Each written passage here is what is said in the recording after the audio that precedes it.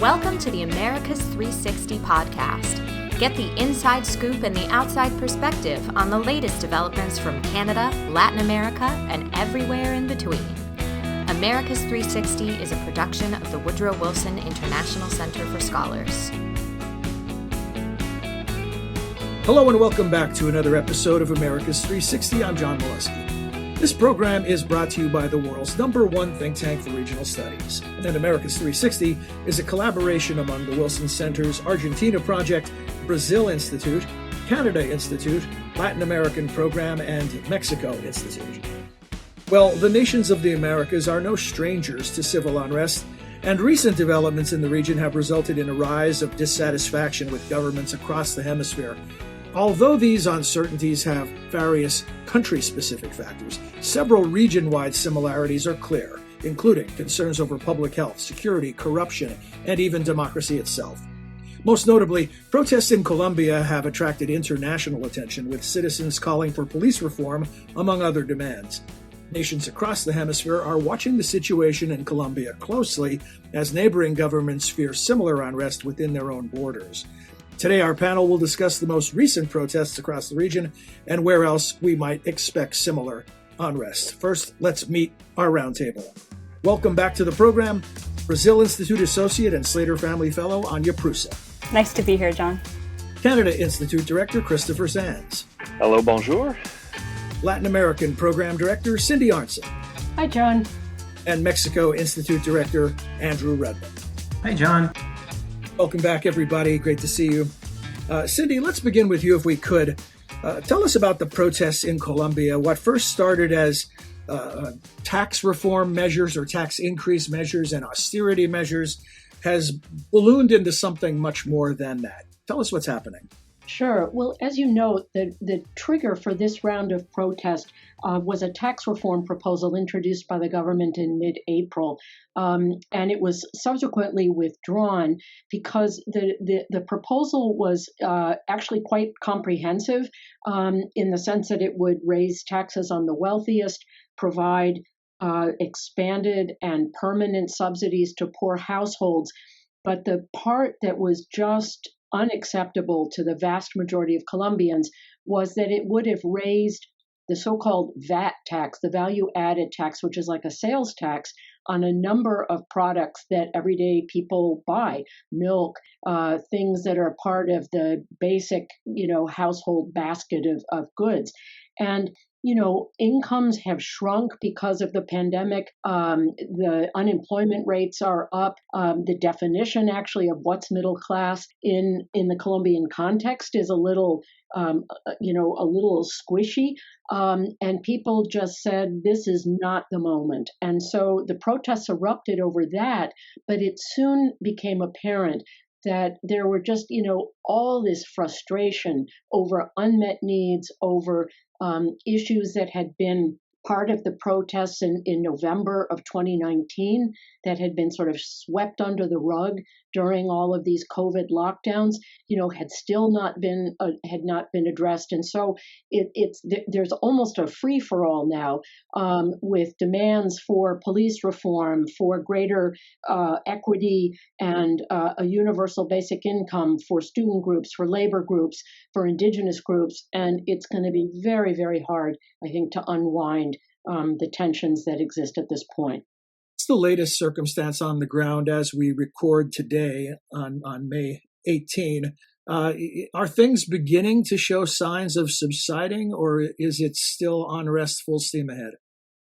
I think it's still a lot of unrest, and what's happening as well is that even before these protests erupted, Colombia was in the midst of just a devastating third wave of COVID infections. And the country now has one of the highest rates of COVID deaths, not per capita deaths, just absolute numbers of deaths in the entire world. I've heard reports that it's number 3 in the world after India and Brazil. I think the real figure is closer to 5, but it's a very, very severe situation, which is replicated in many countries of the hemisphere, where hospitals are overcrowded, whatever. And these large concentrations of people in the streets is not helping the situation. situation. And, people living under quarantine while your incomes are shrinking, while you're in close quarters with other people, is just, a very, very volatile situation, not only in Colombia, but in other parts of the region, if not the entire world. So the administration of President Duque was trying to do something that was seen as fiscally responsible, rather than just have the fiscal deficit balloon because you're continuing to provide subsidies to poor households and spend what you're not bringing in. They wanted to bring in more money. But the way they went about it and the sort of lack of sensitivity to the sort of feelings of ordinary people, I think was really a critical piece of this. And just one last thing that I'll mention is that there has been the demonstrations by and large have been peaceful, but there has been a small minority of people involved in the demonstrations who have been extremely violent and have, burned public transportation buses in Bogota, the unique system known as the Transmilenio, crippled, a huge percentage of the public transportation infrastructure. Police stations have been attacked, stores and businesses, and the initial police response to that was also extremely violent, and that only served in many ways to throw gasoline on the fire and inflame public sentiment even more, to use probably not the greatest metaphor, but people just outraged by police opening fire on crowds of demonstrators and launching tear gas projectiles that were hitting people in the face. And this has been another issue that has been kind of added to the list of grievances expressed by people in the streets. Thank you, Cindy. I want to ask everyone else to weigh in. And here's the question.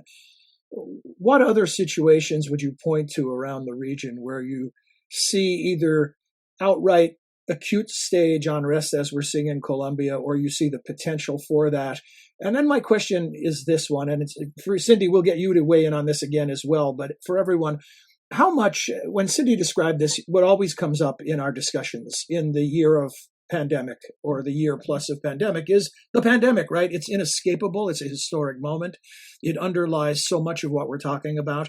And what I'm wondering is, when you look around the region and you look about at circumstances where the electorate is unhappy with leadership, is this a function of the pandemic? Can leaders get off by blaming the pandemic? Or is this a circumstance where the pandemic has just ripped off the seatbelts, and there were things that were happening and that were boiling or reaching a simmering stage before this, and now it's just been exposed in a way where people have had enough? I'll jump in, John. That's a really interesting question, and I'm sure it's different in every country. And maybe the answer is that in some ways the pandemic provided cover. Everyone was so focused on the pandemic that they weren't thinking about other things. And then something happens, there's some kind of a shock that causes people to suddenly focus on reality. In Mexico City, it was the metro accident a couple weeks ago that resulted in numerous injuries and several deaths. And suddenly there was a focus on the way Mexico City has been governed and managed, and infrastructure spending, which nobody had been talking about previously. So there was probably other examples of that sort of reaction. Well, that's really interesting, Andrew. So essentially, you're saying it can work both ways, right? The pandemic could be the catalyst for a boiling point. It also could be something that keeps things in a static state because everybody's focused on the pandemic. And I think it depends, John, in part on how governments are responding. Obviously, the pandemic, because it has made it harder to work. It's made it harder for people to go outside. it has created these challenges, but, in Brazil, for example, there was a lot of concern a year ago that the pandemic could actually create conditions for social unrest, right? That you could see people in the street, violence. And in response to that concern, at least in part, the government, instituted this massive emergency aid program, or it was sending money to poor Brazilians month after month. And it actually decreased poverty, right? So Brazil saw poverty fall during the pandemic because of government spending. What we've seen now is that the government no longer has the money to do it at such a scale. So they have a smaller version of the aid program that started last month. But a recent poll found that 87% of people think that aid is insufficient. So going forward, the government's going to have to figure out, how does it handle the fact that there are 14 million unemployed people in Brazil? Of young people, right, ages 15 to 29, about 25% are either not working or not in education. And so there is this potential, and it remains to see what's going to happen. Percent. It's interesting to hear everyone talking about what's happening around the region, and it may surprise people, but Canada's been seeing an increased number of protests, and they've become quite sizable by Canadian standards. Last week, we had 100,000 people in Montreal protesting, and it's been an interesting mix. Many of them are protesting the lockdown or the mask requirements. Others are protesting in favor of the Palestinians. A faraway cause, but it's bringing people to the streets. And it's been fairly violent protests, which is also not typical of Canada. In Hamilton, for example, last week, they arrested 22 people for vandalism and riot-related misbehavior. In Calgary and Edmonton, they've had major protests, and made a little more complicated by the fact that the Calgary mayor, who is of South Asian ethnicity, said that the protests were thinly veiled white supremacist rallies. And that, of course, offended some of the protesters, and it's got even further out of control. And even in Little Glencoe, Ontario, if you've never been, it's sort of between Toronto and Windsor, there was a protest that's been going on for several days because the Canada Post office workers evicted a woman who refused to wear a mask in the post office. And she was thrown out of the post office, and it's led to protests ever since. So this is something that is very human, and I think it is a consequence of the lockdown and other things. But it's also something which, even where you have relatively better wealth conditions and you have a relatively orderly society with lots of outlets, it's still, leading angry people to get into the streets. And I think that's very important for us as Americans to understand, because it's not just something that could happen far away. It's something that's happening even in friendly old Canada. Cindy Arnson. John, yeah, you mentioned at the outset that there had been protests in Latin America in 2019. And I think what happened is that the pandemic really just pushed those underground. None of the underlying issues had really been addressed, but the lockdowns and the severity of the public health crisis in throughout the region, which has really been the hardest hit economically and in terms of COVID deaths of any place in the world, just brought this just put a lid on everything. And all it took is like one little fissure for all of that boiling frustration that was maximized by the pandemic, by the frustrations of not being able to go to work, not having your kids in school, not having your kids with access to education, and having, obvious inequalities where wealthy people are flying off to Miami or Houston to get vaccinated, and the vaccine distribution rate in Latin America has been extremely problematic. I would say as a region in general, 10% or less of the population has received vaccines. Colombia is probably somewhere near that median, maybe around 8%, but they cannot access vaccines. So the path out of the pandemic and out of these quarantines and lockdowns is not at all clear. And, it's a very, very difficult situation. Different countries have responded in different ways. Peru is in the midst of an election where an outsider leftist candidate previously, who didn't even register in the polls going into the first round several weeks ago, with the second round taking place on June 6th, is leading by a narrow, margin, but with very radical kinds of economic plans about nationalizing key industries and redistributing. In Chile, there was just a big election for a new constituent assembly. There's an institutional channel for a lot of the grievances that were expressed beginning in October 2019 when Santiago and other cities just erupted in these mass demonstrations. So the combination of, close to a decade of low growth and a lot of dissatisfaction with the way democracy functions, those are sort of like the pre-existing conditions on which all of these other frustrations have been built. And then we hit the tipping point, or the straw that breaks the camel's back. Andrew.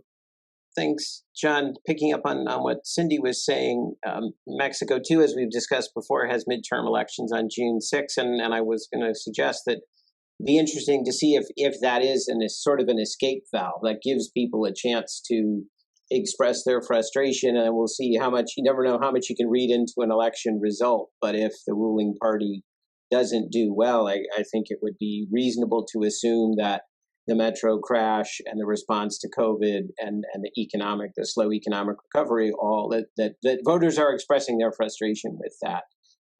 So maybe that in some ways accounts for less protest, because if you've got an election coming up, that's where you're focused. In attempting to unpack this unanswerable question of, the chicken or the egg conundrum that we've been wrestling with, what came first, the pandemic or the unrest, or whatever the case may be, I think back to before the pandemic, and when we were talking about issues, not just in the Americas, but across the world, one of the main discussion points was this rise of nationalism and populism. And I wonder how much of this is where populist movements and the lack of trust in institutions meet a global crisis like the pandemic, and then everything begins to unravel. And if that's the case, when we try to think past the pandemic and trying to put Humpty Dumpty back together again, is the focus on what Cindy identified, the inequality, is that the thing that sits at the center of all of this, that exacerbates every problem that comes down the pike? In the case of the pandemic, access to vaccines alone would be one example of the haves versus the have-nots. I think, John, a lot of it has to do with whether people believe that their future is going to be better than their present. I was living in Brazil in 2013, right, when there were massive demonstrations across the country, started with a transit fare hike, tiny amount of money, and it spread into, millions of people in the street protesting corruption and poor education and lack of investment in infrastructure. And I think in Brazil, 8 years later, those challenges still haven't been addressed, right? And there have been protests ever since, not as big as they were that year. But in many ways, the protests of 2013, you can trace the link to Jair Bolsonaro winning in 2018 and to the current polarization in Brazil and lack of faith in the Brazilian government.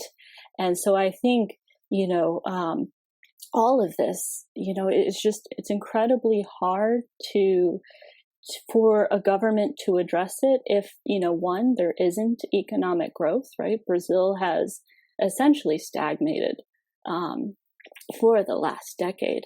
And if there isn't a government that actually represents the interests and the desires of the people. Anya, you've helped us distill the problem to an even more fundamental level. Do people wake up in the morning with hope for the future? John, one of the things that I think is striking is that, populist governance is not necessarily the end result of the moment that we're seeing in Latin America, because the Ecuador elections that were held earlier this year represent just the opposite, where the populist, the person who was seen, first of all, as leading in the polls, but also as being the kind of anointed successor of a populist leader from previous years, Rafael Correa, actually lost. And the person who won the election is from the business sector. I would call him center-right, Guillermo Lasso. He is going to face an enormous problem because he has a massive package, a rescue package from the IMF. He's going to have to implement some kind of fiscal austerity to be able to meet debt obligations. At the same time, he tries to, reactivate the economy through private sector investment and whatever.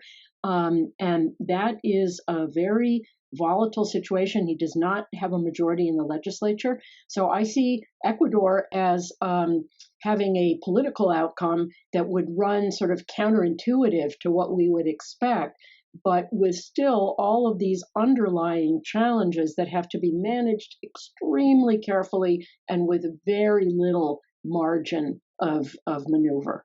Chris Sands. It's one of the other interesting dimensions of this is how federalism has, I think, created a shock absorber for, at least in the Canadian case. Some people are frustrated with Justin Trudeau and the slow delivery of vaccines, but the provinces actually run the healthcare system on a day-to-day basis. And if you look at a place like Ontario's gone into its third big and more severe than in the past lockdown. And there's a lot of protest against the populist premier, Doug Ford, whose brother was also premier and mayor of Toronto. And people are really going at him because they're frustrated and he's not doing enough about it. Then you look at Quebec next door, and François Legault runs a fairly conservative populist government, and he has been very popular because they haven't had the experience of variants. He's bringing in new language laws to toughen the penalties for businesses and others that try to rely on English and not put French in a prominent place. He's found a formula that has made it successful for him. So there's a lot of performance factors in how people respond to their politicians. Yes, they're frustrated, but they are judging as to whether a politician, whatever their party, is doing enough or perhaps even distracting them very well so that they're not getting mad at other things. And for a hemisphere that's in the middle of an election super cycle with so many opportunities for people to vent, agree with Cindy, it's not necessarily guaranteed that incumbents are going to be washed out by this. There's a lot that they can do, and the way they do it, the empathy with which they're able to lead, and the results that they get from that, all are going to be important factors. So actions, and more important than actions, the actual results are more important than ideology or any other considerations at this point. So where do we look? Often we try to find the silver lining in the dark clouds. Where do we look for or trend lines that might be more hopeful? Maybe the emergence of new leaders or young leaders or someone with a different idea. And this is a circumstance that often the problems we talk about have an economic aspect to them where we can draw the dividing line, or where countries that are struggling and countries that aren't.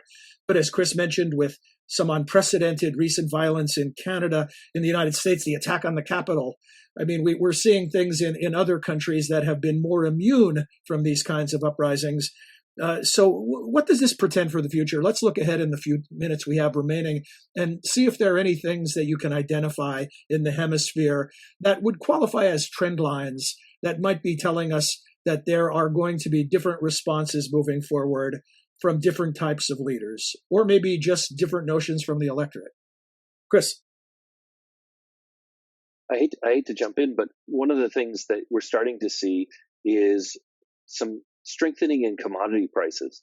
And that's usually a sign of recovery. The U.S. is coming, our economic performance has been better, et cetera. And for much of the region, I include Canada in this, commodities are a big income generator. And so if commodity prices rise and there are more resources for governments to deal with, that portends very good things for investment in public health systems to try to catch up.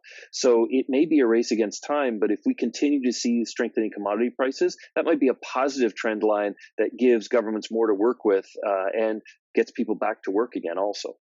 I think, John, the real outcome that would be desirable, and it's not clear that yet it's a trend, is that because the pandemic has laid bare in such dramatic fashion the huge inequalities that exist, people who have access to computers or internet, those who don't, therefore those who are able to go to school online or work online, all those kinds of inequalities have been laid bare during the time of the pandemic. So the optimistic view would be that coming out of this, that Latin America will be a more inclusive place.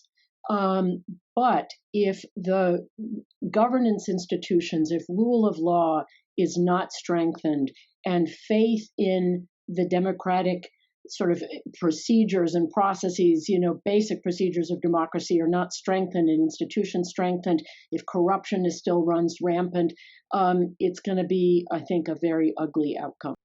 I would just add to what Cindy said, we're seeing, I think, more marginalized groups gaining a greater voice through protest, right? In Brazil, we've seen, Black and brown Brazilians protesting police violence. Certainly over the last year, this has gained traction. And so my hope is that, these protests have the power to lift some of these issues up and make them of interest to the political class. Well, you've done a good job of identifying some potential silver linings. You know what this always comes down to, right, is the future is not preordained. We're going to find out. And I guess our best hope is that things will begin to get better before they continue to go worse. Let's keep our fingers crossed. We're not here to sell false hope. On the other hand, we do want to be optimistic, right? We do want to hope for the best. So thanks to all of you, as always, for a very thoughtful and insightful discussion. And we'll look forward to seeing you back next time for more of that. Until then, for all of us at the Wilson Center and America's 360, I'm John Molesky. Thanks for joining us. You have been listening to America's 360, a podcast about the innumerable ties among the nations of the Western Hemisphere. You can subscribe wherever you listen to your favorite podcasts. To learn more about our programs, please visit wilsoncenter.org. And please join us again next time for another episode of America's 360.